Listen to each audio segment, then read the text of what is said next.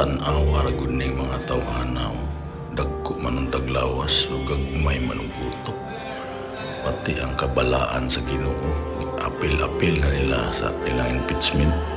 Ilan lang ipamisahan ang mga papel. Gihalad na nila na unsa naman ang mga tawhana ni. Sayang pagkadagkog lawas, katambok. Niwang mo dahil utok.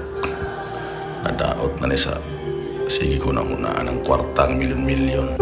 Ay, sulta ka ron. Iapil na ang simbahang Katoliko. Nila mga kabuhan. Iapil na ang Ginoo. Tingdaw talaga. Asa naman hunaan niyo. Maniklaro nga agi. Pagsaniban na ito. Isod yun yung sanib.